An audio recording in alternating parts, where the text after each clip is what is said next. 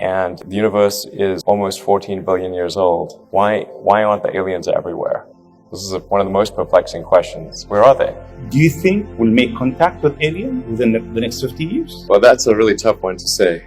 They're probably already observing us, and we just are not smart enough to realize it. There either are a lot of aliens or none, and they're equally terrifying.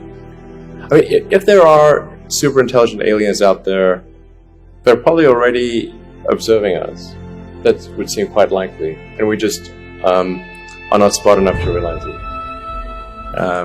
But I could do some back-of-the-envelope calculations, and any advanced alien civilization that was at all interested in populating the galaxy, even without exceeding the speed of light, even if you're only moving at, say, 10 or 20% of the speed of light, you could populate the entire galaxy in, let's say, 10 million years. Maybe 20 million years max. This is nothing, in the grand scheme of things. So, where are the aliens? I think it was Carl Sagan that said, there either are a lot of aliens or none, and they're equally terrifying. If there are a lot of aliens, well, I mean, the invasion ship / bug infestation. It's like an alien civilization might just view us as like a bug infestation. Right. It's like, hey, we left that planet, it was fine. Now it's got a bunch of bugs. Just go fumigate it. Like we'd fumigate a house. That's certainly possible. And then, but if there are no aliens, well, could it be that all civilizations are just destroyed before they become interstellar? So. And I want to be clear, to the best of my knowledge, there is no evidence for alien life on Earth. There's no evidence for alien life. There's no direct evidence for alien life.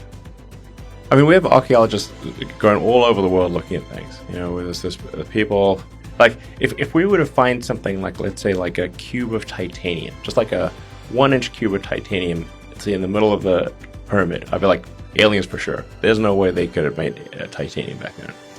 Now, and the thing is that on a galactic timescale, even with sublight travel, you could absolutely colonize the whole galaxy, even some of the neighboring galaxies. So if you said 1 million years and say there's no new physics, could you colonize the galaxy in 1 million years? Absolutely, the entire galaxy. I mean, I think there's quite a high chance of microbial life. There's a much that then as you get more advanced in life, that there's less and less likelihood of sophisticated life. But do you think they're aliens out there that we can talk to? You mean?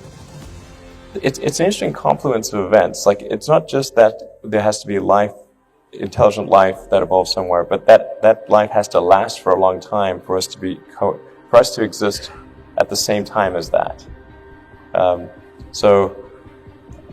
What it suggests is there's this great question. It's called the Fermi paradox. Where are the aliens?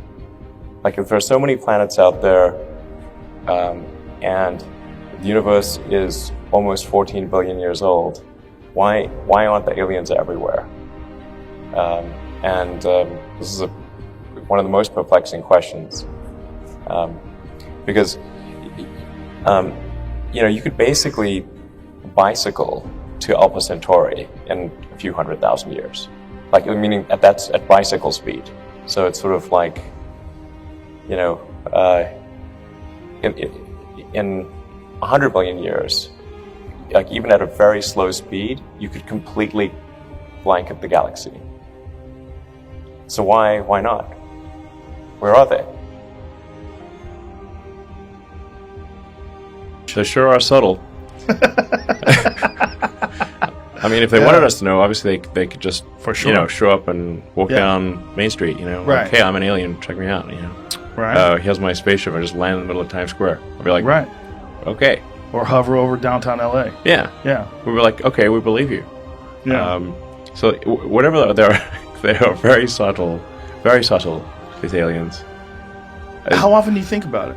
None, zero. Zero? Even though you're thinking about interplanetary travel, you don't really think about aliens.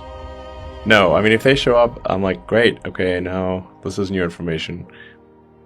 The Mars thing is really, like, if you say what is going to be really important to the preservation of civilization or life as we know it, more than just, humanity, because of course we bring life as we know it to Mars. And there's no life that we can detect on the surface of Mars. There may be some subterranean bacterial life, but it's on the surface there isn't anything. So this would be the extension of life to another planet, or life as we know it to another planet, and I think would make a huge difference to the probable lifespan of human civilization and life as we know it. So it's sort of like an insurance policy, a life insurance policy of life collectively, and so it's the window of possibility is open for us to extend life to another planet. To the best of our knowledge, life exists only on Earth. I mean, there's a good argument that it exists elsewhere, but we've seen no sign of it. I think it's important for us to take advantage of that window while it is open, and to establish life on another planet in the solar system, just in case something goes wrong with Earth. There could be either a natural or a man-made disaster that knocks the technology level below that which is where it is possible to travel to another planet. Yes, it's funny. The universe appears to be 13.8 billion years old. Earth is like 4.5 billion years old. In another 500 million years or so, the sun will expand and probably evaporate the oceans and make life impossible on Earth. Which means that if it had taken consciousness 10% longer to evolve, it would never have evolved at all. Just 10% longer. And I wonder how many dead one-planet civilizations there are out there in the cosmos that never made it to the other planet and ultimately extinguished themselves or were destroyed by external factors.